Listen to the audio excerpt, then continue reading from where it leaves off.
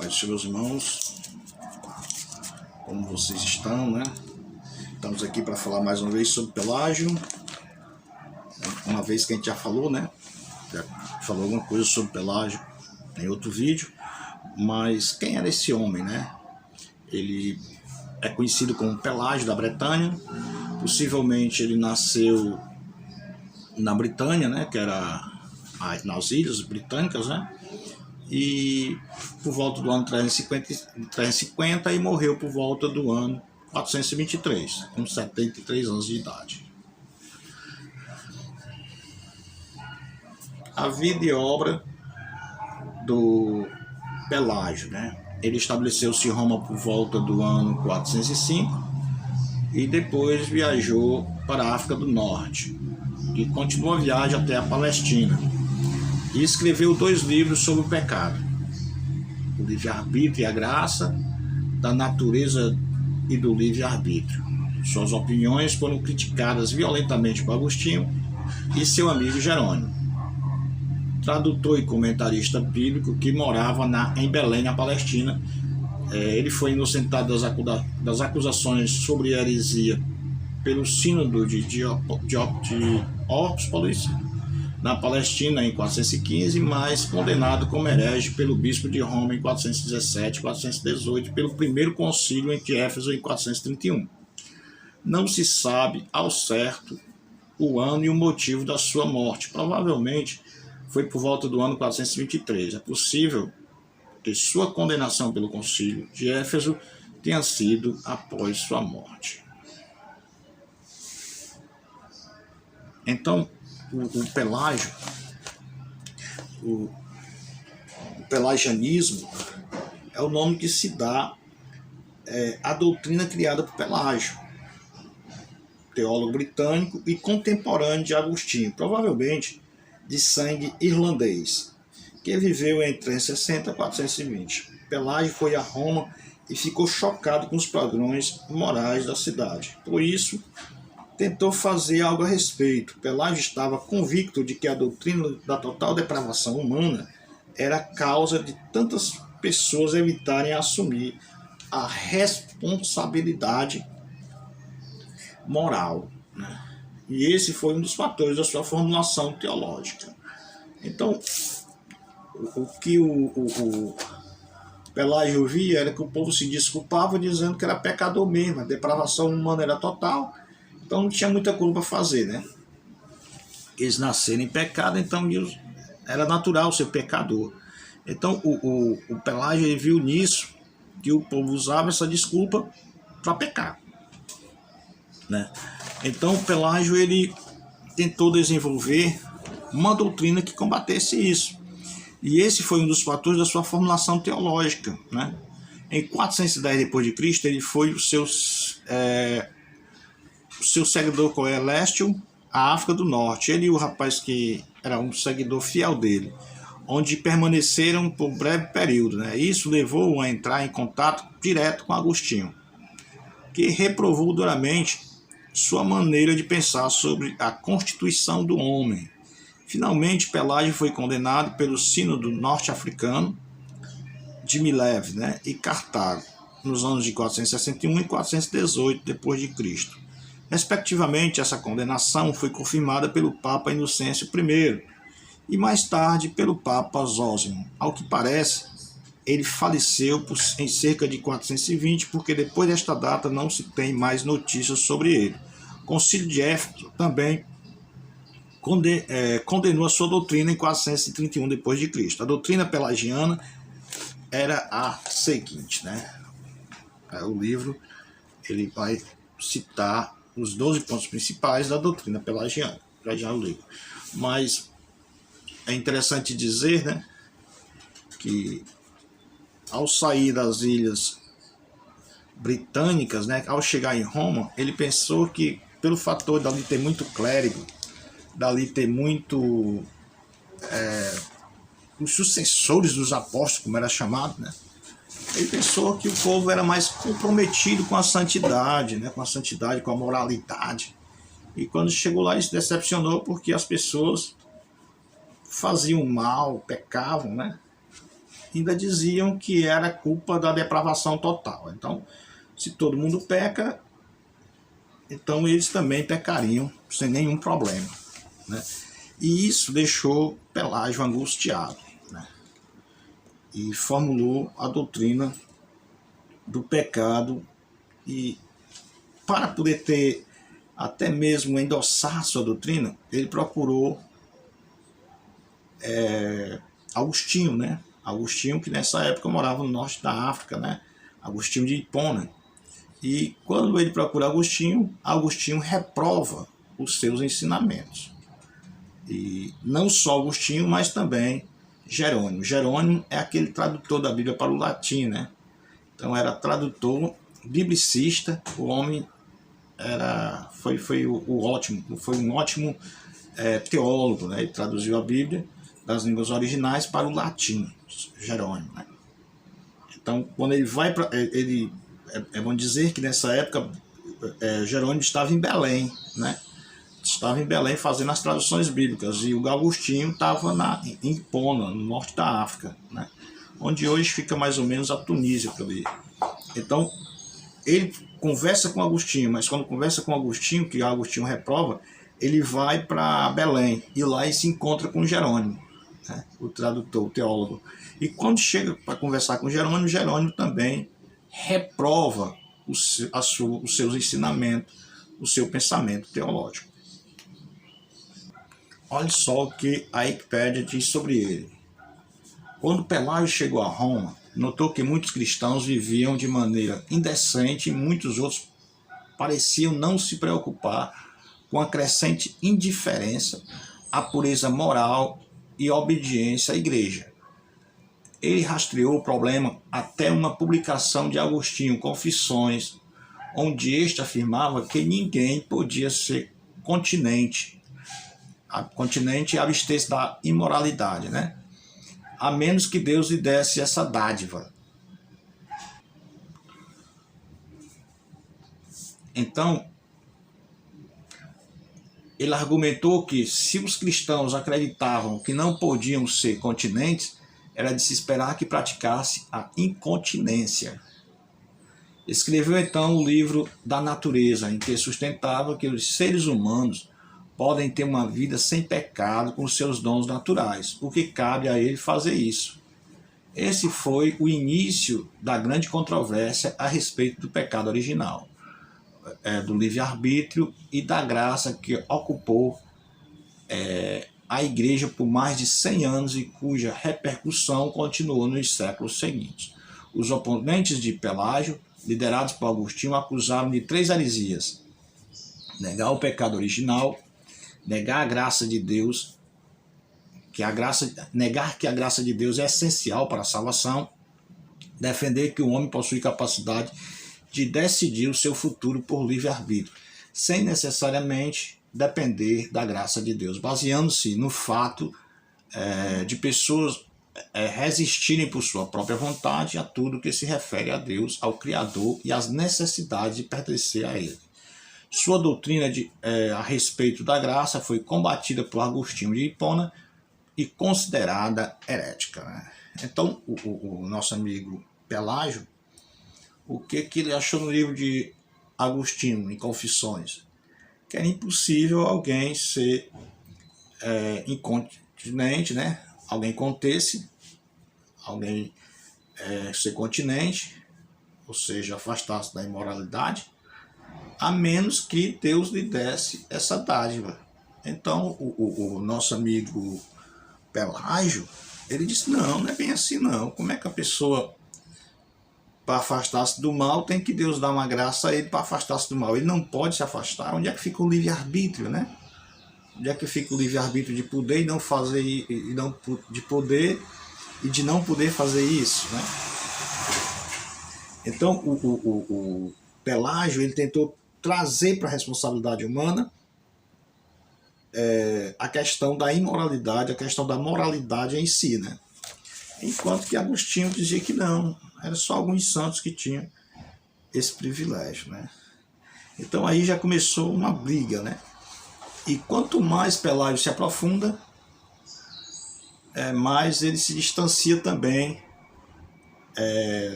da verdade neotestamentária, né? A gente vê também duas coisas, que você tem que evitar os dois extremos, né? O extremo A e o extremo B. Você tem que procurar coerência entre as duas coisas.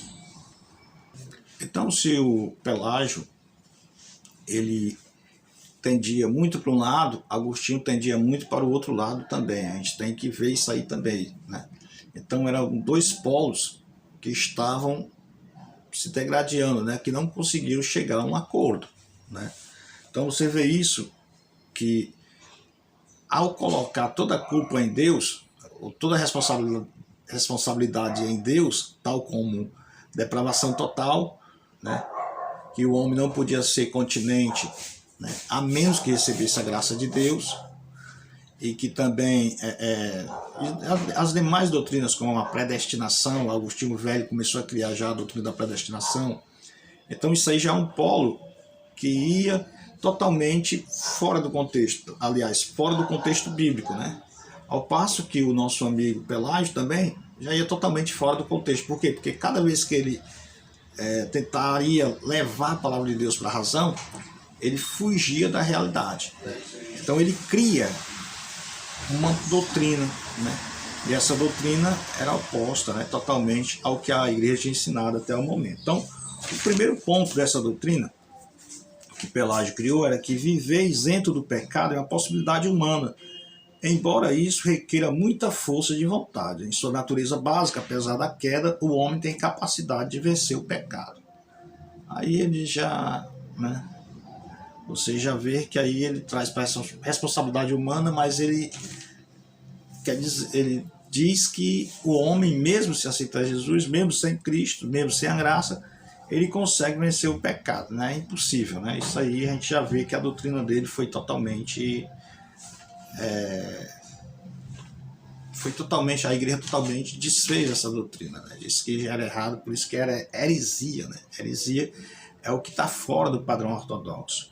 Mas também o Pelágio dizia que o homem foi criado à imagem de Deus, e apesar da queda, essa imagem é real e viva, pois de outra sorte o homem não seria aquele homem criado por Deus. Essa imagem é ativa, poderosa e confere ao homem capacidades morais, se ao menos ele quiser usá-las, né? Então, lógico que a imagem e semelhança de Deus, ele está falando da intelectualidade e também da moralidade, né? A capacidade do homem raciocinar e a capacidade também da moralidade. Com a queda, o homem havia perdido essa imagem e semelhança em termos de imoralidade, né? Em termos de pecado. Lógico, a queda trouxe a morte, não só a morte física, mas espiritual para o ser humano.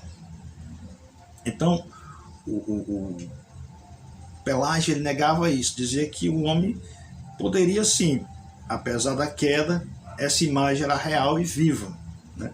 Pois de outra sorte o homem não seria aquele homem criado por Deus. Só que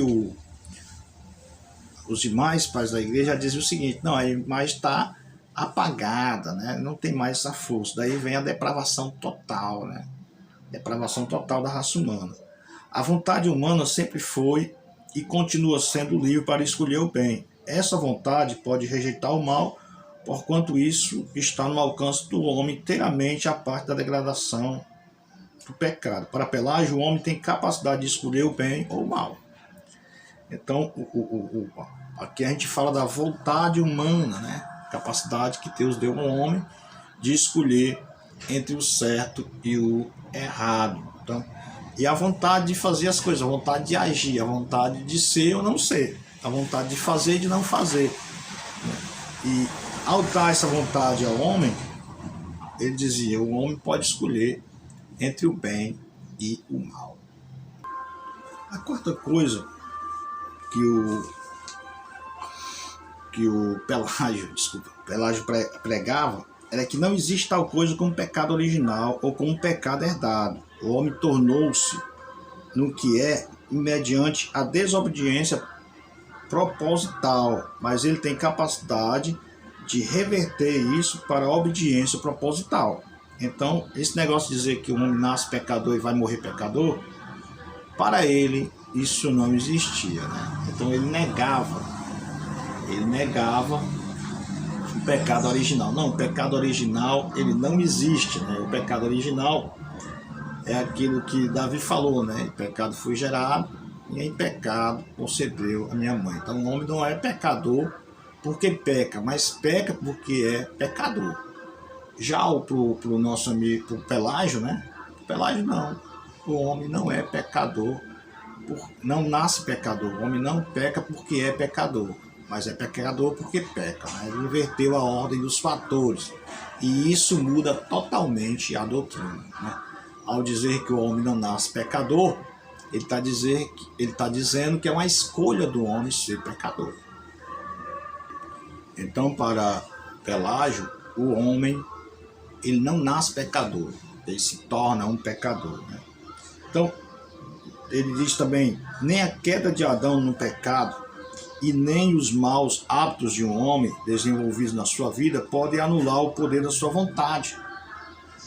Poder esse que pode ser aplicado em favor do bem e não meramente em favor do mal. Então, ele disse que, mesmo apesar dos maus hábitos que o homem vai tendo durante sua vida, desenvolvidos na vida, o homem pode também usar a vontade para fazer o bem, não somente para praticar o mal, né? Você vê que o homem não é mau porque precisa ser mau. O homem é mau porque é mau, né? Se ele tem algo, tem que ter mais do que os outros, né? Tem que roubar os outros, que é para ficar com muito e os outros sem nada, né? É isso que a gente vê todo dia. Então, para ele, não. O homem escolhe fazer isso. O homem não é levado a fazer isso pela sua natureza pecaminosa. Ora, no sexto, segundo Pelágio, Adão não se tornou mortal em fase da queda. Já foi criado como um ser mortal e teria morrido finalmente, mesmo que não tivesse caído no pecado. Adão, à semelhança de qualquer outro homem, poderia ter reservado a sua inocência mediante o exercício de seu livre-arbítrio. No entanto, fez más escolhas. Os homens também têm feito más escolhas errôneas, inteiramente a parte das suas conexões com Adão. Então, para ele, o pecado de Adão só afetou ao próprio Adão, não afetou a mais ninguém, né? Então, e ele, pelo que ele ensina, Deus já criou Adão sendo Adão mortal, né? Ele é contrário daquilo que Deus falou lá em Gênesis, né, para Adão. No dia que tu pecar, certamente morrerás, né? Para ele, para Pelágio, o pecado não afetou a vida material de Adão, né? Ele morreria de qualquer jeito, né? Agora as escolhas foram errôneas. Deus já criou Adão mortal, para dizer melhor. O pecado é um ato e não existe fora do ato, como se fosse alguma suposta natureza depravada, herdada. Os homens fazem de si mesmos o que são ao cultivarem atos pecaminosos. Para Pelágio, o pecado deriva-se de atos pecaminosos e então do acúmulo de tais atos, mas nunca de uma herança da raça humana. Do mesmo modo que um indivíduo pratica o mal, assim também pode passar a praticar o bem, anulando o seu passado.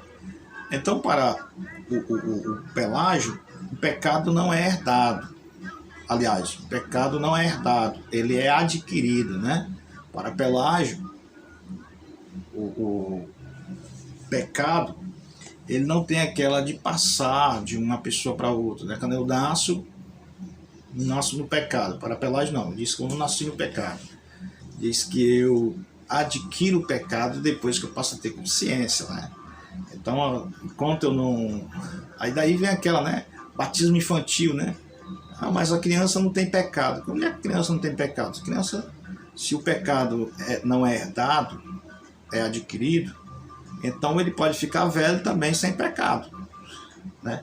Ao passo que se é hereditário, então a gente já nasce com a natureza pecaminosa, né? Então isso foi o que foi configurado a heresia, né? O pecado, ele é adquirido e não herdado. Segundo Pelágio, né? Para nós ele é herdado. A Bíblia ensina que o pecado, a gente nasce já em pecado, né? Uma prova disso é a oração do 51 de Salmos, né? Do rei Davi. O homem foi dotado de perfeição original e pode manter a mesma, e mesmo que venha a perdê-la, pode recuperá-la e viver completamente isento do pecado. Com respeito ao pecado, este assunto será estudado na matéria de hamartiologia, doutrina do pecado. Então, o pecado, a gente já estudou, né, principalmente com o pastor Gilvan Sabino. Ele fala muito bem sobre o pecado e reveja lá as aulas lá sobre o pecado, né? Porque aqui a gente está falando só da heresia, a gente não está aprofundando o pecado, aqui a gente está falando só das heresias de Pelágio. O que aquele Pelágio dizia? Que o homem foi dotado de perfeição original e pode manter a mesma, né? E mesmo que venha a perdê-la, pode recuperá-la e viver completamente isento do pecado. Isso aí é que está errado, né? Completamente isento do pecado. Como é que, enquanto eu morar aqui na Terra, eu vou estar completamente isento do pecado, né? Então, meus queridos, Pelágio ensinava que cada criança nasce como uma tábua rasa. A semelhança de Adão, enfrenta o problema da degradação, mas tem a liberdade de escolher o bem ou o mal. Tal como sucedeu a Adão, segundo ele, um homem mediante e contínuo exercício de sua vontade em favor do bem, pode atingir o estado de perfeição em cujo estado, como infante, ele havia começado em vida. Pelágio era contra o derrotismo e lançava a culpa sobre a doutrina do pecado original para fazer os homens pensarem em termos inferiores acerca de si mesmo e de sua potencialidade. Então, o pecado, para Pelágio, era algo que o homem poderia evitar, né? Pelágio, ele dizia que sobre o pecado original, que será inventado para que os homens se conformassem com o pecado, né?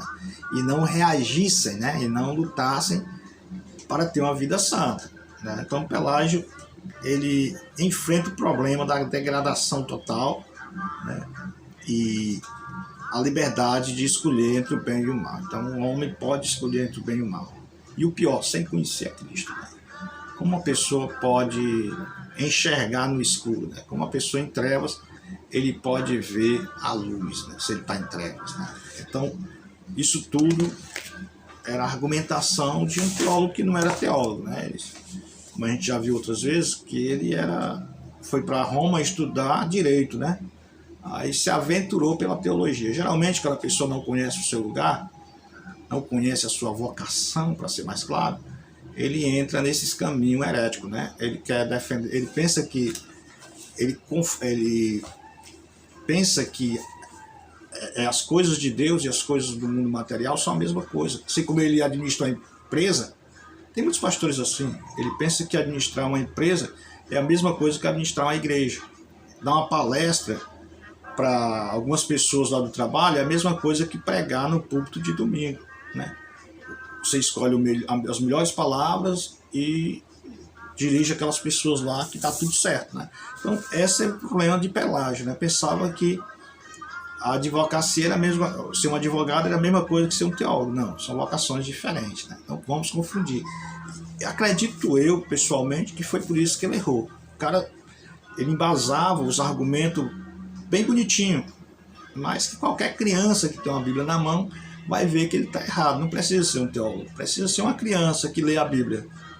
Precisa ser uma criança que tenha comunhão com Deus. Se ele tiver comunhão com Deus e se ele lê a Bíblia Sagrada, ele vai perceber que tudo isso que Pelágio está falando não bate de acordo com aquilo que está escrito, né? Segundo Pelágio, o pecado original é uma impossibilidade, visto que o pecado depende de um ato só da vontade e não de alguma questão da herança. O pecado é uma decisão, é uma vontade depravada e não uma enfermidade da alma transmitida de geração em geração. Isso dizia Pelágio. Eu acho que isso contaminou até a nossa presente geração, né? Por exemplo, uma criança. Criança tem pecado? A gente vai dizer, não tem não, né? Criança é um anjinho, né? Quando morre, por exemplo, é um anjinho, é uma santinha, né? Então, criança não tem pecado, né? Então, isso parte de Pelágio, né? Ele nega a possibilidade do pecado original. Então, ele fala que é impossível haver pecado original. Aí isso confronta totalmente os ensinos, não só bíblico, mas também do teólogo Agostinho, que era seu contemporâneo, né? Daí tem aquela briga lá que a história conta que foi uma briga épica, né, entre o Agostinho e Pelágio. Aí no item 11, você vai ver que é uma prática que a igreja naquela época combatia, mas depois voltou, aceitou, né? Que é o batismo infantil, né? Pelágio era a favor do batismo infantil, mas ensinava o que devia ser feito apenas com uma prática legítima, e não para remover pecados supostamente herdados pelos pais. Então, se as criancinhas não tinham pecado, então o batismo infantil era o momento delas se batizarem mesmo, né? E outra coisa, eles não tinham também pecados herdados pelos pais, né? Então por isso que eles deveriam ser batizados, né? E defendiam o batismo infantil, né? E você vê que nesse quesito ele ganhou, né? Pelo menos na Igreja Católica eles batizam as crianças, né? E tem outras denominações evangélicas que batizam também as crianças, mas quem puxou essa doutrina foi Pelágio, né? Com o quê? Com a doutrina da impossibilidade do homem nascer pecador, né? Então, se o homem não nasce pecador, ele se torna pecador. Então, quando ele é criança, não tem pecado. Mas se ele não tem pecado, aí ele não precisa se batizar, porque ele vai se arrepender do que não cometeu, né? Mas só que depois ele diz, ele contra-argumenta. O que o Pelágio contra-argumenta? Dizendo que, mesmo não sendo pecador, o batismo não era para remover os pecados herdados, né, do que a criança tem herdado dos pais, né? Esse era o contra-argumento dele.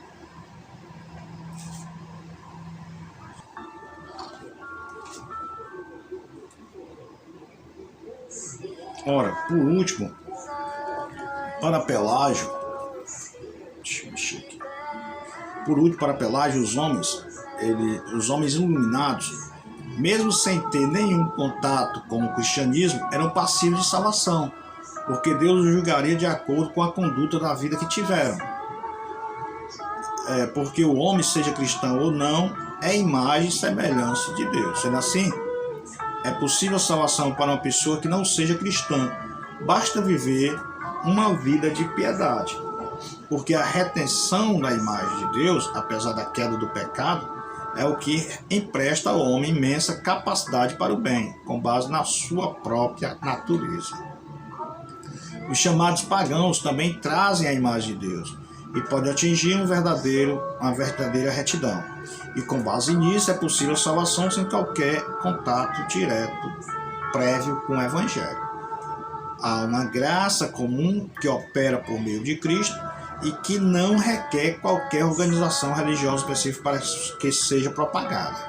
Isso, porém, não significa que Pelágio negasse o uso e o poder da igreja, mas ele negava que o Logos, Cristo, se limita à igreja quanto à sua presente atuação no mundo. Aí vem a gota d'água, né? Ele dizer que existe salvação fora de Jesus, né? E ele diz assim: fora da igreja, a salvação. E Jesus, ele está limitado apenas à presença na igreja. Mas as outras pessoas podem ser salvas, né, mesmo sem conhecer Jesus. O pagão, aquele que não tem... o pagão não é aquele que paga, né? O pagão é aquele que desconhece o Evangelho. Ele pode ser salvo mesmo sem ter conhecido a Jesus. Então esse era o argumento dele, né? E Pelágio, ele negava de modo absoluto a predestinação e afirmava o livre-arbítrio, né? A escolha, né? Lógico, né? Esse livre-arbítrio aqui é totalmente pelagiano, né? Onde, como é que eu posso falar? A pessoa tem, enquanto que a predestinação ela entregava a mercê, né? Tirava totalmente a responsabilidade humana, aqui ele dá toda a responsabilidade ao homem, né? Inclusive tira Deus da questão da salvação, porque sendo assim, Cristo morreu em vão, né? Porque se o homem pode salvar a si mesmo sem Cristo, então para que Cristo morreu na cruz, né? Ali foi só um teatro, né? Então, nessa concepção que Pelágio está falando, a morte de Cristo na cruz foi apenas um teatro, porque visto que a pessoa pode ser salva sem a morte de Cristo, sem o sangue vicário de Cristo, logo ele está dizendo que a morte de Cristo foi vã, não é isso? Foi sem efeito. Mas por quê? Porque a pessoa pode ser salva sem ele. Então, se a pessoa pode ser salva sem Jesus, para que Jesus morreu? E se Jesus está apenas limitado à igreja, então as outras pessoas podem ter acesso à salvação sem Jesus e sem a igreja.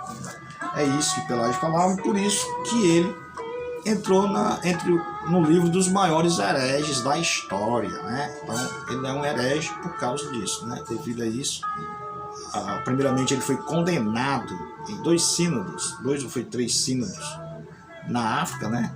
Foi repreendido por Jerônimo, foi repreendido por Agostinho, foi repreendido pelos bispos da época, e no concílio, né? O concílio era onde todos os pastores gerais, vamos dizer assim, todos os bispos da igreja que atuavam como pastores, presidente de convenção, né, na verdade, eles se reuniram ali e condenaram os ensinos do Pelágio, né? Então Pelágio ele foi condenado, deixa eu ver aqui, ele e o amigo dele, o Colésio, né, na África, né, do Norte, e ele foi condenado também por Inocêncio I, né, e pelo Papa Zósimo também.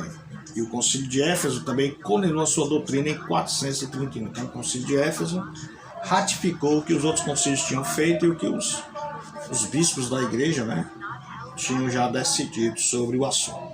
Então, meus irmãos, é isso, né? A gente já falou também um pouco sobre Pelágio. Se você quiser, você volta aqui no outro vídeo lá para ver o que a gente fala também sobre Pelágio nesse outro vídeo.